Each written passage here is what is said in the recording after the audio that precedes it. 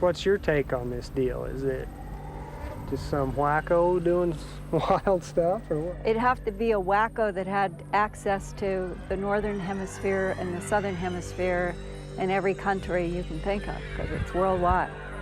It's been going on since at least the 50s. And nobody has ever once been arrested and arraigned on an animal mutilation charge, not anywhere in the world.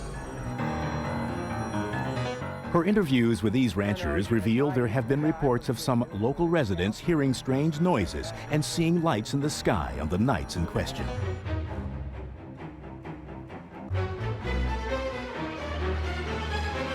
I was in bed, and I was asleep and startled out of a deep sleep. By a loud noise. It sounded like an airplane or a helicopter or something going over the house. It almost scared me enough to think that it was going to run into the house. And how long do you think you lay listening to it? It was probably 30 to 40 seconds. It was almost like a helicopter, but I wouldn't say it was totally like one. It was just real loud, like a loud airplane or... I mean, I'm right next to the road where there's trucks and vehicles going up and down the road, and it didn't sound like any of those. Strange, though. It's strange. Scary.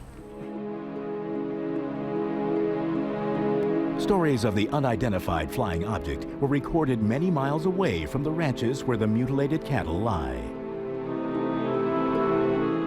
That it sounded like an aircraft coming in low, because it was a loud rumbly sound, and it lasted for a while. And then he came in about that time, and I asked him what that was, and he went outside.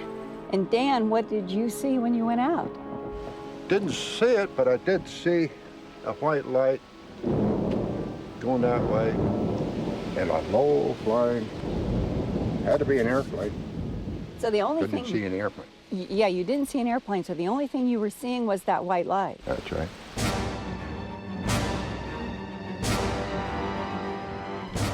With the field investigation complete, the samples are immediately sent to laboratories in Michigan and Pennsylvania for forensic analysis.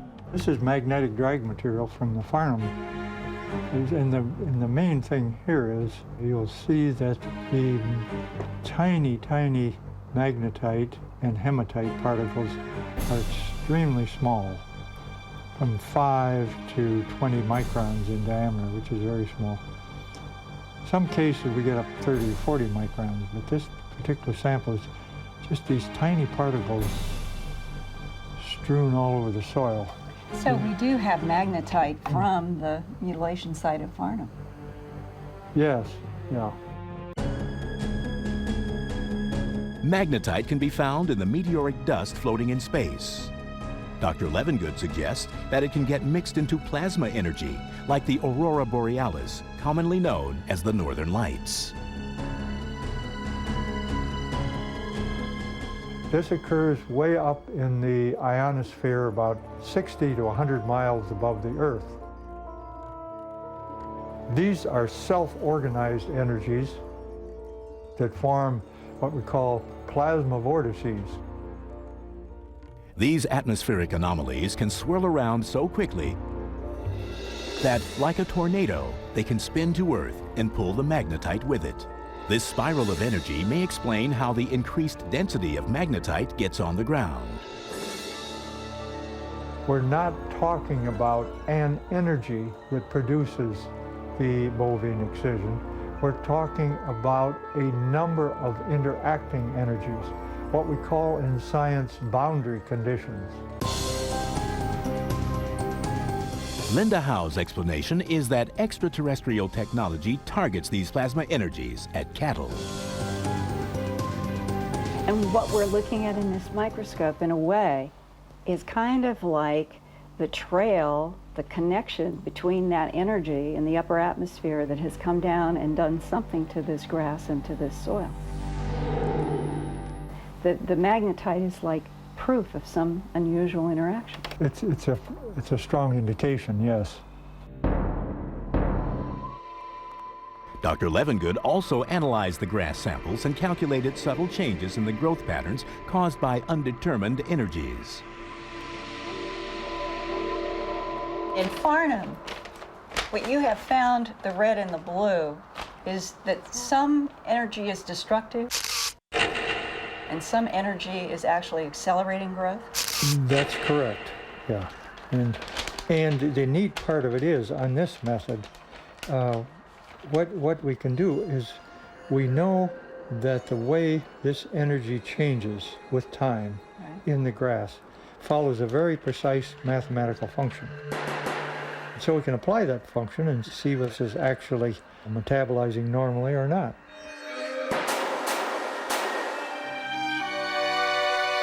Dr. Levengood's analysis indicated Linda's grass samples were taken in a circular pattern around the cow.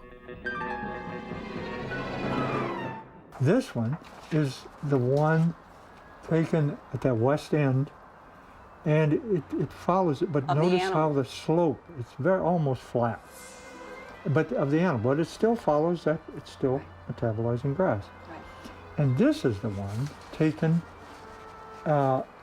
showing the very high energy input. And you can see the difference in the slope of those two. And this is the one that was north or northwest. That was the one that had the accelerated growth.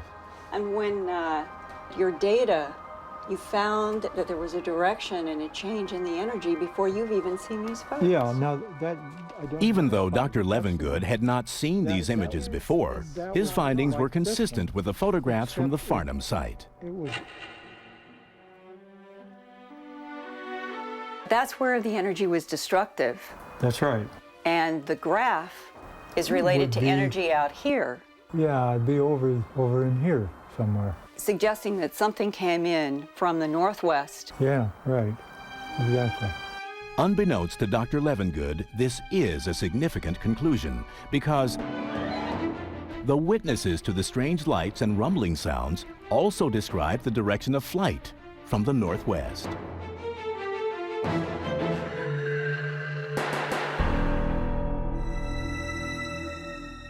This hide sample removed from Larry Jurgen's mutilated cow featured two small holes that Hal believes indicate surgical access to the cow's heart area.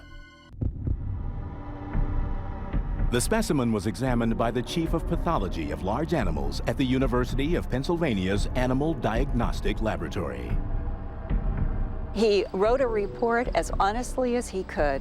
And what is so interesting, talking with him personally and reading the hard text of his report, he cannot rule out thermal influence at that hole. Cannot rule it out. I've been a pathologist for 27 years. I have not posted a cow where I felt there was an unusual circumstance of why the tongue or the udder or the rectum was removed that was not explainable by predators.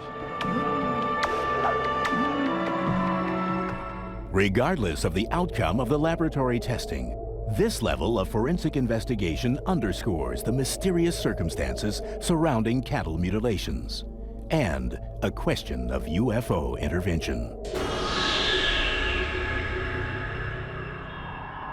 Our government still stands by the Rommel report from 1979 that these abduction cases are nothing more than humans being involved or predators being involved.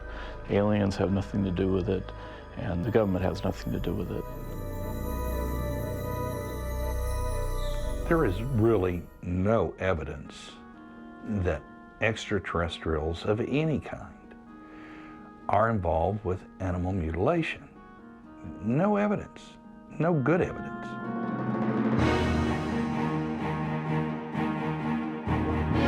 In the final analysis, no witness admits to seeing the cow being mutilated. There has been no claim of responsibility from cults, pranksters, or aliens. And there is no hard proof of secret government operations or UFOs.